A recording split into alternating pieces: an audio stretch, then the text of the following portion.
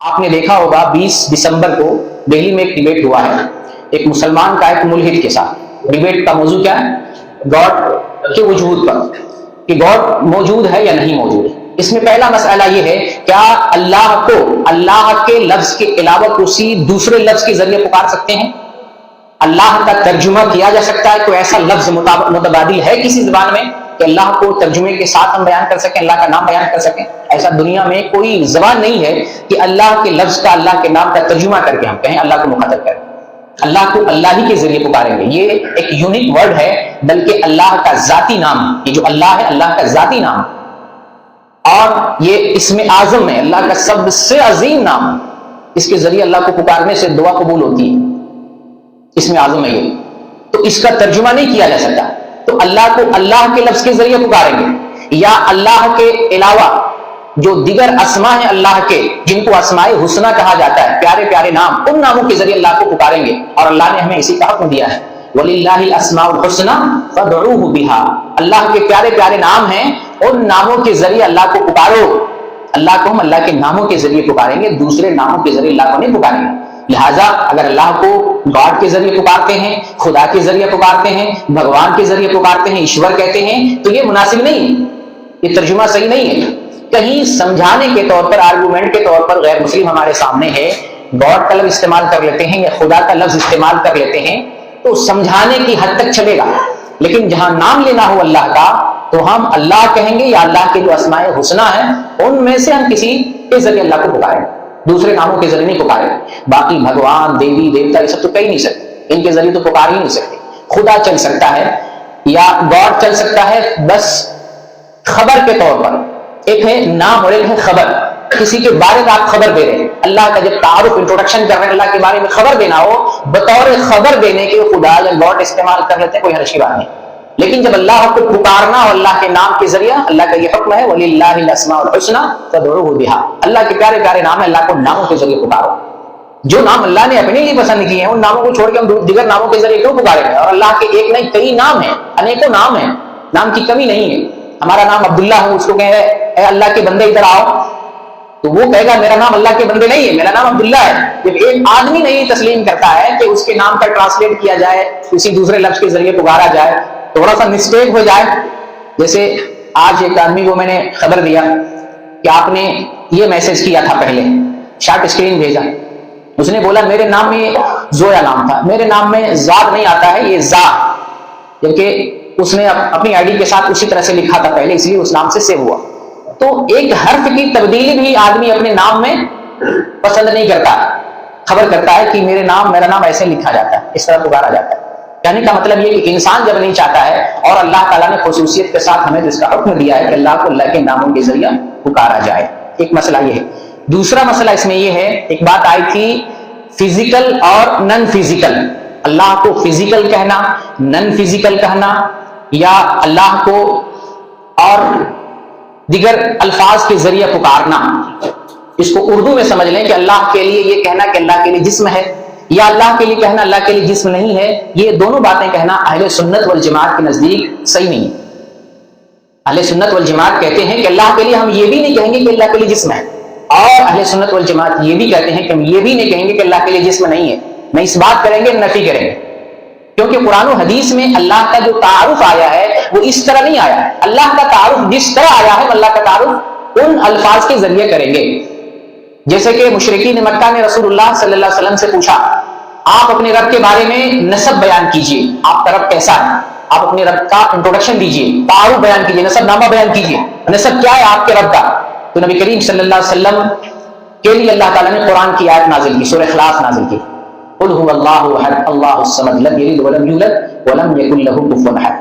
اللہ نے محمد صلی اللہ علیہ وسلم کو بتایا کہ اے پیغمبر محمد صلی اللہ علیہ وسلم آپ لوگوں کو بتائیے اللہ ایک ہے، اللہ بے نیاز ہے، نہ وہ جنا اور نہ وہ جنا گیا، اور اس کے ہمسر کوئی نہیں ہے، یہ اللہ۔ جب ہم اللہ کا انٹروڈکشن دیں گے، تعارف بیان کریں گے، ایسے بیان کریں گے اللہ ایک ہے، اللہ بے نیاز ہے، اور اللہ نہ جنا نہ جنا گیا، اور اللہ کے ہمسر کوئی نہیں۔ یہ ہے چار الفاظ کے ذریعے اللہ کا تعارف۔ اس لیے ہم یہ نہیں کہیں گے کہ فزیکل ہے یا نن فزیکل ہے، یہ لفظ قرآن و حدیث میں کہیں نہیں آیا۔ تو اللہ کا جیسے تعارف اور جیسے وصف بیان کیا گیا ہے، اللہ کا ہم انہی الفاظ کے ذریعے تعارف بیان کریں. ایک چیز ہو گئی. دوسری چیز اس میں ایک تیسری چیز یہ ہے جو عام طور سے ملحدین بیان کرتے ہیں, اللہ کا انکار کرنے والے بیان کرتے ہیں کہ اللہ کا وجود ہے تو پھر دنیا میں ناانصافیاں کیوں ہیں, دنیا میں یہ ظلم کیوں ہیں, دنیا میں یہ گناہ اور یہ ناانصافیاں کیوں ہیں. ان کا ایک عام شبہ ہوتا ہے, جبکہ یہ شبہ درست نہیں ہے. اس لیے درست نہیں ہے کہ اللہ رب العالمین نے جب سے یہ کائنات بنائی, یہ نظام بنایا, اسی وقت سے اللہ تعالیٰ نے انسانوں کی رہبری کا سلسلہ شروع کر دیا. آدم علیہ السلام کو بنایا اور آدم علیہ السلام کو ساری چیزوں کے نام سکھا دیے. وَعَلَّمَ آدَمَ الْأَسْمَاءَ كُلَّهَا, آدم علیہ السلام کو سارے نام سکھا دیے.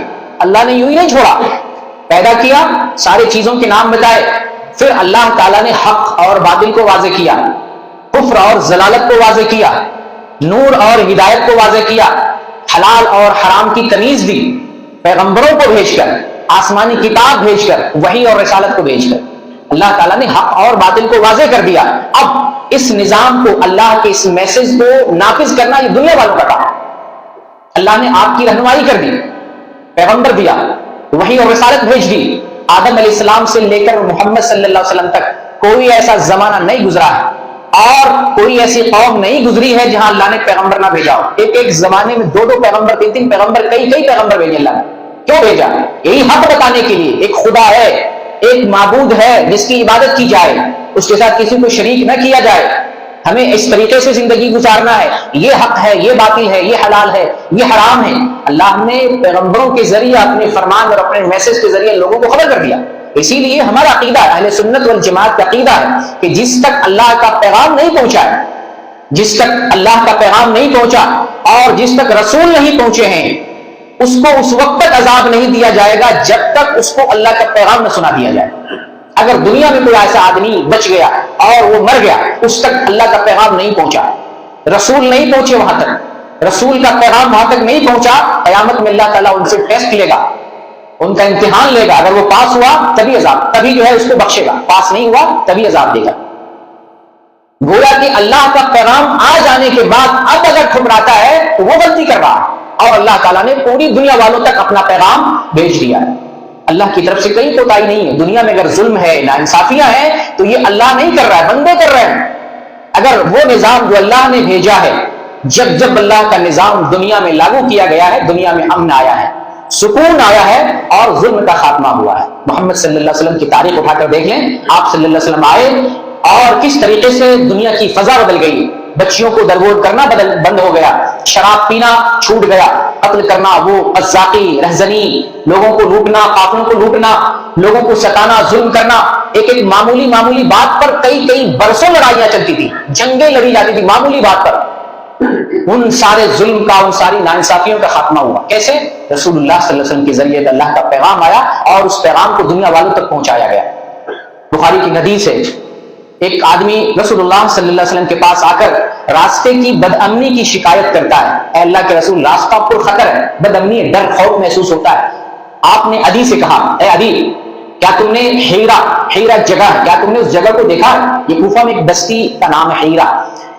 اس نے کہا کہ نہیں, میں نے وہ جگہ تو نہیں دیکھی ہے, لیکن میں نے اس جگہ کے بارے میں سن رکھا ہے, مجھے معلوم ہے. آپ صلی اللہ علیہ وسلم فرماتے ہیں اگر تم میرے بعد زندہ رہے تو تم دیکھنا, حیرہ سے, کہاں, کوفہ کے قریب ایک جگہ ہے, حیرہ سے ایک عورت چلے گی, ہودج میں سفر کرے گی اکیلی, اور وہ مکہ پہنچے گی. مکہ پہنچ کر اللہ کے گھر کا طواف کرے گی, اسے اللہ کے علاوہ کسی کا خوف نہیں ہوگا.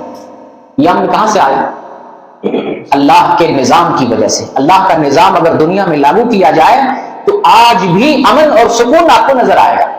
اور آج بھی دنیا میں اگر کہیں امن اور سکون کا ماحول دیکھنا چاہتے ہیں اسلام کی وجہ سے, اللہ کے نظام اور اللہ کے دین کی وجہ سے, تو عرب کی سرزمین آج بھی مثال ہے.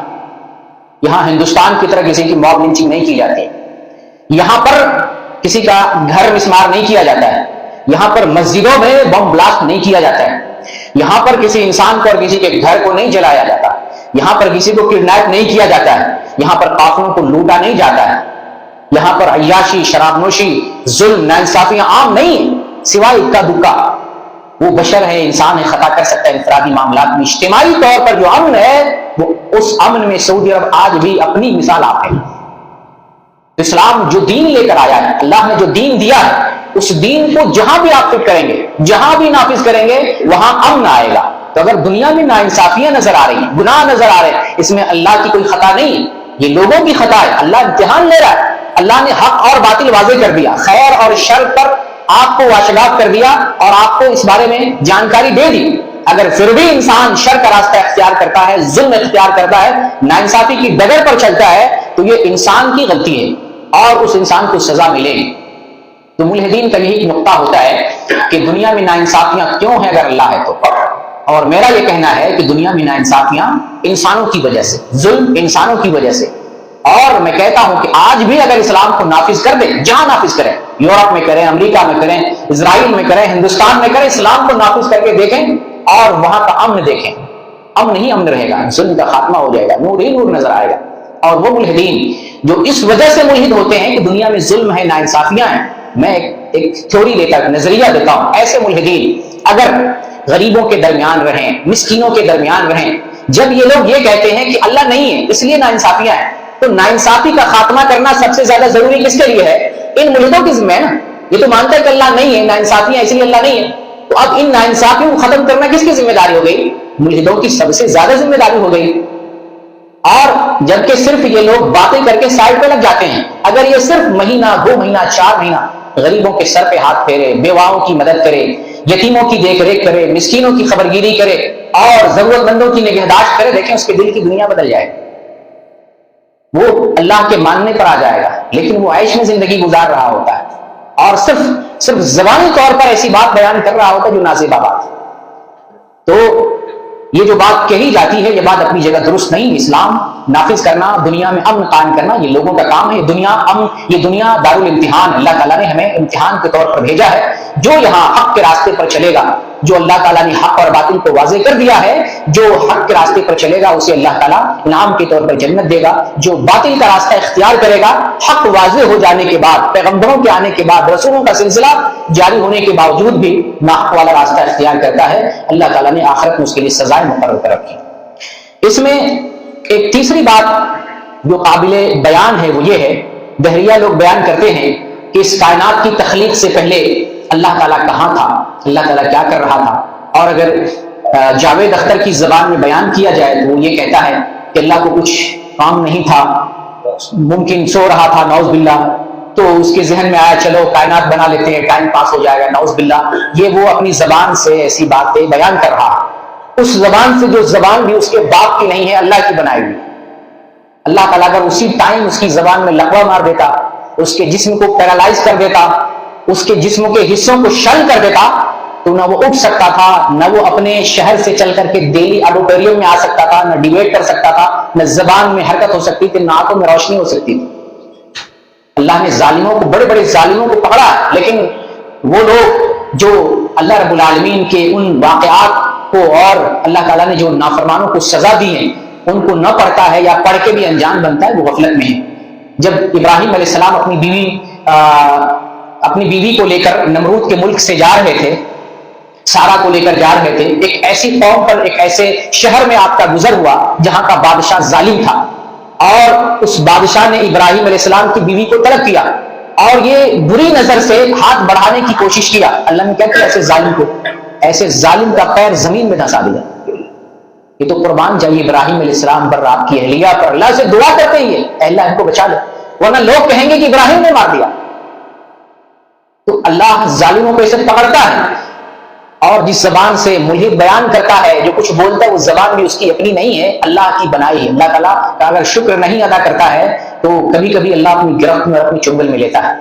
تو یہ جو سوال ہے کہ کائنات کی تخلیق سے پہلے اللہ کہاں تھا، تو دراصل ہمارے ذہنوں میں اس طرح کی باتیں نہیں آنی چاہیے، اور اگر آئے بھی، کوئی پوچھے بھی، تو ہر سوال کا جواب دینا مناسب نہیں ہے۔ لیکن آپ کی اطلاع اور معلومات کے لیے بتا دوں جو حدیث صحیح مسلم کے اندر ہے 2653 نمبر کی، نبی کریم صلی اللہ علیہ وسلم اس حدیث میں بیان کرتے ہیں کہ زمین اور آسمان کی تخلیق سے 50,000 سال پہلے اللہ تعالیٰ نے تقدیر لکھ دیا تھا۔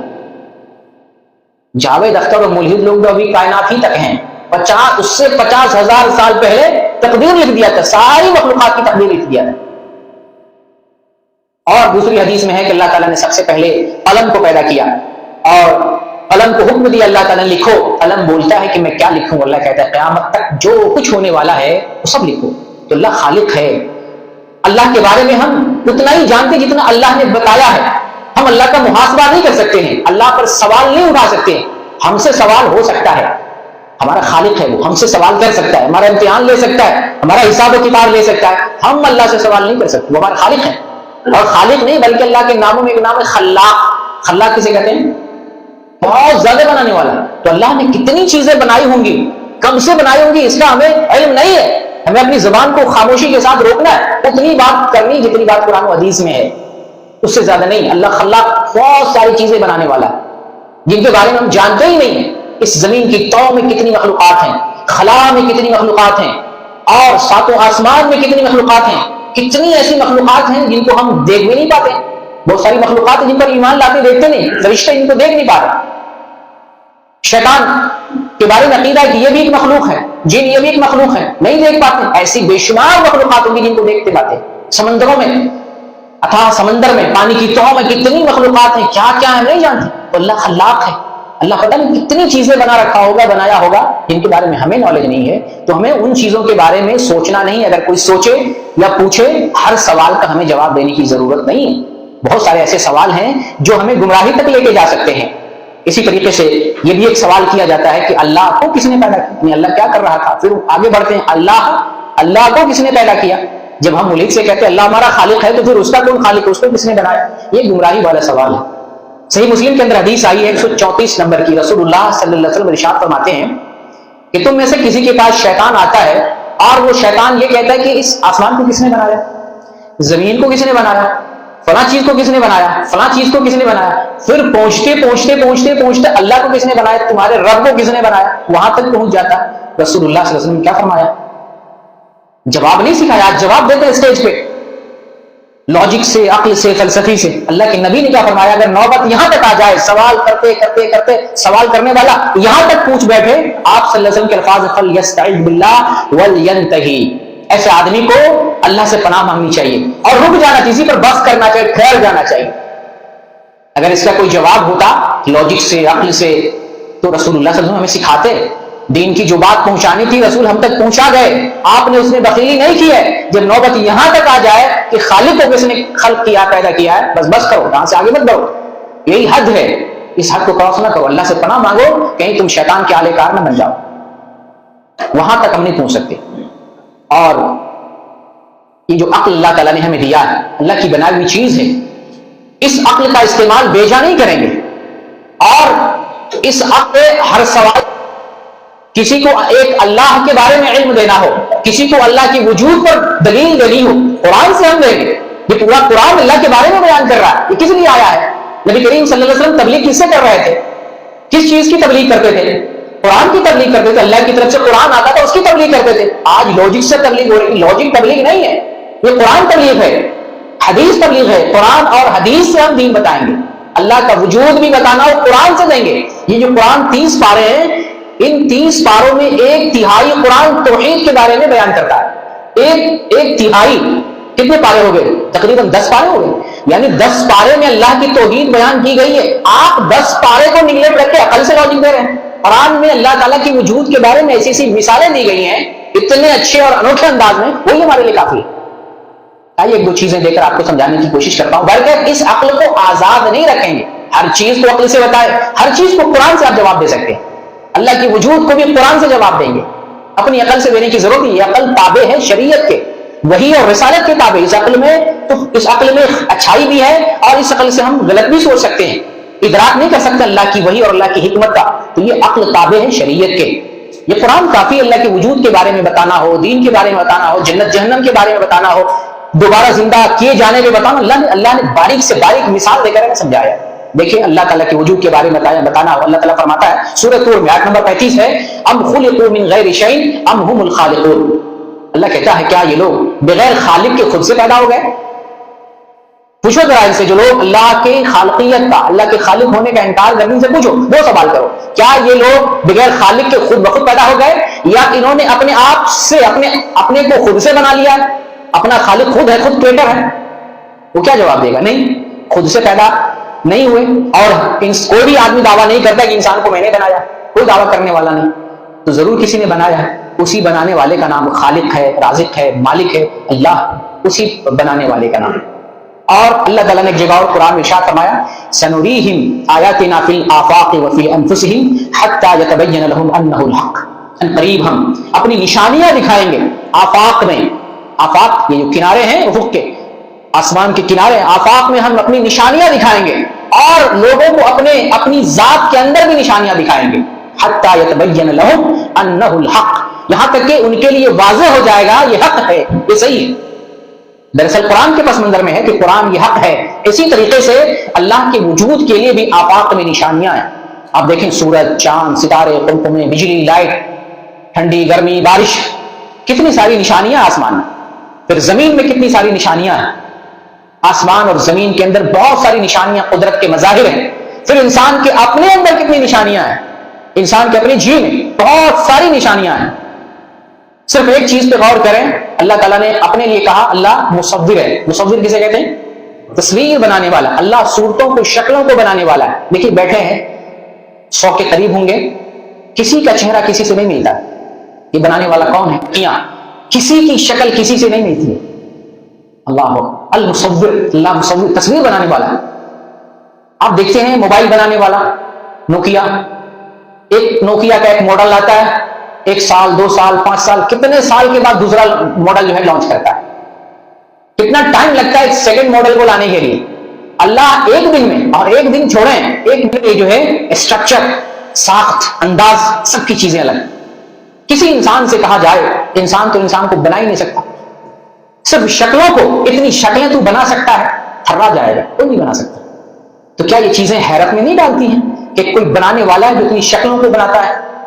پھر یہ جسم دیکھیں، اللہ تعالیٰ نے جسم کے اندر جو چیزیں فٹ کی ہیں، جو چیزیں بنائی ہیں، بڑے سلیقے سے اللہ تعالیٰ نے بنایا کہ ہم بہترین ڈھانچے میں انسان کو بنائے، احسن تقویم، بہترین ڈھانچہ ہم نے انسان کو دیا ہے۔ لیٹرین کرتے اللہ تعالیٰ نے نیچے دیا ہے، اگر یہاں آگے بھی لیٹرین کرنے والا دیتا، یہ جو بیٹھے یوسف شاہ آپ کے پاس نہیں بیٹھتے، گندگی آ رہی، بدبو آ رہی، اللہ نے ایسی جگہ دیا ہے کہ ہم ایک دوسرے کے پاس بیٹھ پاتے ہیں۔ آنکھوں کو دیکھیں، اللہ نے دو آنکھ دیا، نازک آنکھ ہے، پھر آنکھ کے پروٹیکشن کے لیے اللہ تعالیٰ نے ایک پردہ دے دیا ہے، اور اس پردے کے اندر کیا کمال ہے کہ ہم جھپکتے ہوئے رہتے ہیں، کھولتے بھی ہیں، بند بھی کرتے ہیں۔ جسم کے اندر اللہ تعالیٰ نے ہڈیاں لگائی ہیں، ہڈی جب ہم کہتے ہیں کہ یہ چیز سوکھ کر ہڈی ہوگی، اس کا مطلب یہ چیز بہت ٹائٹ ہو گئی، لیکن دیکھیں قدرت نے جسم کے اندر ہڈیوں کا کیا نظام دیا ہے۔ پیچھے والی ہڈی جو ہے، پیچھے ریڑھ کی ہڈی دیکھیں، جھکنے والی ہڈی، فولڈ کرنا ہے، جیسے بستروں کو فولڈ کر کے رکھ لیتے۔ سبحان اللہ، یہ اللہ کا نظام، ہڈیوں کو کیسے فولڈ کا سسٹم بنا دیا۔ ہاتھی میں کلائی کو یہاں سے موڑنا ہے، دیکھیں کیسے اللہ نے نظام بنایا، کلائی کو موڑتے ہیں۔ پھر آپ دیکھیں ناک سے سونگنے کا، یا اسی طریقے سے انسان جو ہے کہ دل کے اندر جو ہے دل دھڑکنے کا، دماغ سے سوچنے کا، یا جو ہے اسی ہاتھ میں جو انگلیاں ڈال دیا ہے، یہ صرف ساری چیزیں بنا دیتے۔ یہ صرف انگلی نہ ہوتی، اپنے کوٹ اور پینٹ کا بٹن نہ کھول سکتے تھے، نہ لگا سکتے تھے، اپنے کوٹ اور پینٹ کا بٹن تک نہیں لگا سکتے، معمولی انگلیاں۔ ان انگلیوں سے ہم نے فلائٹ بنایا، ہم نے راکٹ بنایا، ہم نے جہاز بنایا، دنیا کا سارا سامان انہیں دونوں 5 انگلیوں سے۔ تو کیا کاریگری ہے اللہ رب العالمین کہ سلیقے سے جسم کے اندر ساری چیزوں کو فٹ کر دیا۔ انسان اپنی ذات کے اندر بھی غور نہیں کرتا، اگر غور کرنا چاہے انسان کی اپنی ذات اللہ تک پہنچا دے گی، لیکن وہ ناشکرا ہے، ہدایت اس کی قسمت میں نہیں ہوگی، اس لیے وہ اللہ تک نہیں پہنچ پا رہا ہے۔ تو میرے بھائی کہنے کا مطلب یہ ہے کہ ہمارا کام ہے اللہ کا پیغام دنیا والوں تک پہنچا دینا، اور اللہ کا پیغام قرآن اور حدیث سے لاجک نہیں ہے، ڈائلاگ نہیں مارنا ہے دین میں۔ اللہ نے قرآن دیا ہے، پیغمبر بھیجا ہے، دین دیا ہے، اس دین کو ہمیں دنیا والوں تک پہنچانا ہے۔ نبی کریم صلی اللہ علیہ وسلم یہی دین پیش کرتے تھے، صحابہ کرام اپنی طرف سے لاجک دے کر کے اسلام میں نہیں داخل کراتے تھے، قرآن پڑھتے تھے، اللہ کے نبی صلی اللہ علیہ وسلم کی حدیث بیان کرتے تھے، یہی دین بتائیں۔ اور آپ کسی کے ٹھیکیدار نہیں ہے کہ کسی ملک کو زبردستی اسلام میں داخل کرے۔ اللہ نے اگر اس کے دل پر مہر لگا دی ہو، کسی کی مجال نہیں اسلام میں داخل کر سکے۔ نبی کریم صلی اللہ علیہ وسلم اپنے چچا کو اسلام میں داخل نہیں کر سکے، جبکہ آپ سے بہتر دنیا کا کوئی داعی، کوئی مبلغ، کوئی معلم، مدرس ہو سکتا نہیں ہو سکتا۔ اور کمال کی بات، نبی کریم صلی اللہ علیہ وسلم کی چاہت تھی، دل کا ارمان تھا میرے چچا مسلمان ہو جائے، دل کا ارمان پورا نہیں ہوا۔ آپ سوچیں، نبی کریم صلی اللہ علیہ وسلم کی چاہت ہوتے ہوئے آپ مسلمان نہیں بنا سکے، کیا ہم اپنی چاہت سے کسی کو اسلام میں داخل کر سکیں گے؟ نہیں۔ تو آپ کسی کی خوشی کے لیے الٹی سیدھی عقلی لوجک دے کر کے دین کا اور عقیدے کا تیا پاچا نہ کریں. آپ حق بیان کریں, حق واضح کر دیں, آپ کی ذمہ داری ختم.